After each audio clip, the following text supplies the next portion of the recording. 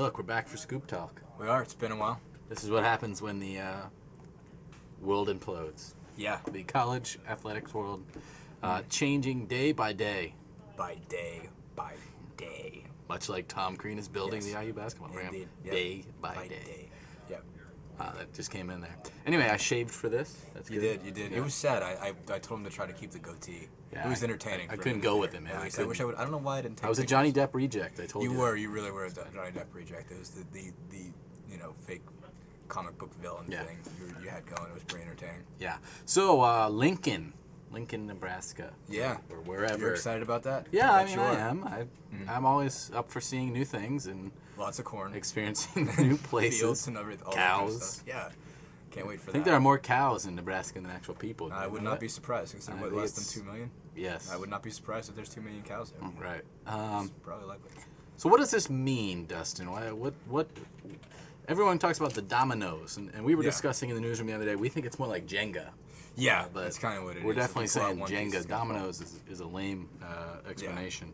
But what does this all mean? What's the next? Well, if the reports that we're seeing are true, I'm sort of surprised, I guess, that the Big 12 is so willing and ready to fold, and they're not really even going to try to keep that going. But I mean, the reports all came out today. I guess as soon as the Nebraska move was made, basically everyone was saying, okay, Texas, Oklahoma State, Texas Tech are going to pack up and go to the Big 12, and the A&M could be joining them, although there is apparently some flirtation going on between them. Yeah, they're and the pulling. SEC. Yeah, it's flirtation. They're pulling like this 9th grade, 10th grade maneuver where they're like looking at another girl, they're trying to make this one jealous and yeah. stuff like that to see if maybe they can help themselves or it's an maybe odd thing not going act on. like they're just following Texas like a puppy dog or something like that.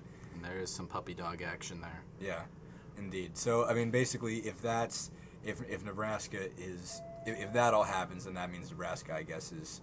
I mean, I guess Colorado was still the first domino to fall or Jenga piece to fall out, but Nebraska might be the one that kind of crashes it all down. Right. And then, then everybody else is kind of forced to look around. If the Pac-10 does become a 16-team conference, everyone else has to ask themselves, all right, what does it mean when you have Oklahoma, Texas, and USC in one league? Right. Obviously, USC is out of the bowl picture for a while and is losing some scholarships, but they're USC. They'll find a way to be back. Right. Somehow, some way. Whether that means something that will get them more sections later, I don't know. But still, they're... Was that libel? Already. Slander? No. It's slander. It would be slander. We're on broadcast. We right are. now. But one way or another, if that obviously, I guess, as we've talked about a bunch of times, if you put USC, Oklahoma, and Texas in one league, Notre Dame can't feel like they have any control. Well, I think the problem is that it creates a 16-team league with 16 viable football programs. The Big East obviously is a 16-team league right now, but only 8 of the teams play football. Right. This is in Division 1A anyway, right. Or the FBS. Whatever. Yeah. Whatever you call it. This is just a conglomeration of legit football programs, and I just don't think that even the SEC, which is widely regarded to be best positioned to weather whatever is coming, I just don't think you can sit still. When you have that many more teams and they're combining revenue, and then you have more leverage too. Right. I mean, think about what the Pac-10 is going to be able to get done with A lot. USC, Oklahoma, and Television Texas and all that leading kind of its just the leverage it will have in the BCS, what it can force, leverage with bowl games. Yeah. How many times this decade have those been the top 3 teams in college football? Right. Sure. I mean, it's just a dominant. A dominant trio there that would really be able to throw its weight around. So I don't think the SEC can stand pat, and certainly the Big Ten is going to want to do something to expand its might. And Notre Dame is clearly the gem of that. Now. Yeah. And whether or not they can get the Irish to finally agree to come into the conference, I don't know. I don't think anyone knows. I mean, Jack Swarbrick has been actually, I think, pretty honest, pretty forthcoming. He did a story with Pat Forty at ESPN earlier this week, I guess, and basically has said that, well, look, we like our independence. It's been a hallmark of Notre Dame. We have a great contract with NBC. They have a sweetheart deal with the BCS right now, but the way things are changing, they may have to move. They may have to affiliate. The reason they didn't go in the Big Ten was like, hey, look, this is what we've got. I mean, you can't match this. We have our own television deal. by ourselves. We get all this money. We don't have to spread it with anybody. We don't have to share it with anybody. Why would we get in a situation where we have to share it? We have a BCS deal where we don't have to share any money. Right. Why would we ever want to get involved with you guys and give you guys money? We're in good shape. And now they could be in a position where they have to, because the amount of money that's going to be thrown around there, they have to kind of get involved in it, especially when it comes to maintaining relevance as a BCS power or as a big time football school. They might have to. So that's what's kind of going to force their hand. Right. I do think the big, getting Nebraska, of course, though, is huge for the Big Ten, because they now have 4 superpowers. Yeah, it's one of the winningest programs in football history. Yeah, and even as good as that Pac-10 is going to be, and maybe there's probably more power concentrated in those 3 schools than the Big Four. That's the thing with the Big Ten. Even during some supposed down years the last few years, top to bottom, I think if you look at last year's final top 25 rankings, there were, how many teams from the Big Ten scattered throughout there. It's just been, the Big Ten conference week in and week out is just so difficult. Yeah. Which brings me to the ultimate question for our lovely viewers and readers and friends, enemies. We have many on the blog. Yeah, we do. Right. What happens to IU? What does this mean for the Hoosiers? Well, I just got off the phone with Fred Glass How about convenient. 10 or 20 minutes ago, so I have a lot to say here. Yeah. But no, actually not really. Fred like basically, other times? I know. Fred basically told me the same thing he has been telling me, and you can't. It's hard to look at it any different way. He just said, hey, look, whatever is good for the conference is good for IU, because we split all the revenue, so if we're going to make more money off having Nebraska, and you have to figure they will, because you're talking about a big stadium that's going to sell out, and it's going to draw, lots of, football, obviously lots of football interest. You're going to have a team that's going to be in for expands bowl the games. Big Ten network footprint. Yeah, exactly. There's Even some not a lot of national interest in Nebraska. It's just exactly. Well, there's plenty. Penn State, Nebraska, you could put that game on 8 o'clock, ABC every year if you want to. Same deal with Ohio State and them, Michigan and them.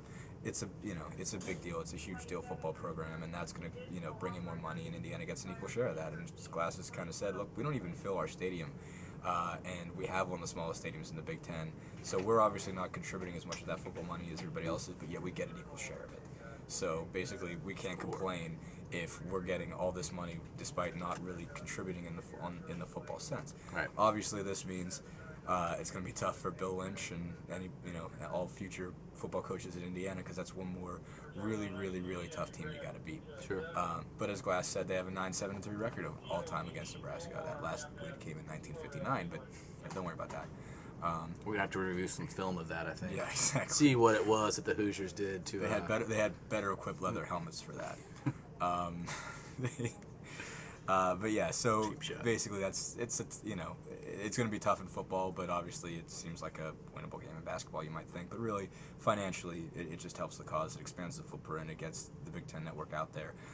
It's obviously going to cost you money to send your softball team out there and whatnot. That money is so minuscule, though, compared it's not to as much as what they're the going to money coming in. We had a lot Which of... says a lot, because think how much expensive it's got to be to fly to Nebraska with Right. that many kids every year, but yet you can pay for it. Right, there were so many questions about how these changes and different permutations of where teams are going to go would affect the other sports. It's all about. It's not even about the Big Two. Almost everything in college sports is about the Big Two. This is about football. Big one. Yeah. And so everybody talked about, but just it's the same trickle down. It's already the case where IU basketball brings in $16 million worth of revenue, spends $8. Right. That $8 million goes so that the women's volleyball team can charter and that sort of thing. So I think the model remains the same. It actually doesn't change very much. Yeah. No, really. You're happy to be on the boat at this point. Basically, I asked Fred. You're He's ecstatic like, to be on the boat. He's basically like, I'm so happy. There are sharks I'm where I am. everywhere. Oh, absolutely. Imagine if you were Kansas. You have probably a historic you have what basketball was, program with recent success. That was number one and probably, was probably still the best team in college basketball last year. They didn't win the title, obviously, but might have been. If you play that thing Bold 100 statement. times. If you play that thing 100 Duke times. and Butler may have something else They to might. say. I'm just saying, that's my thing. Let's But get they were Brad good. Stevens on the phone. Brad, what's up? Dude, it's 9:30. We got 9:32 on this thing. You don't want to hang up. You're messing around here. Anyway, but yeah, that's a major, huge, historic top 6, I think, at worst, basketball program, and they could be in the Mountain West in a year. Mountain West. So Rough. Think about that.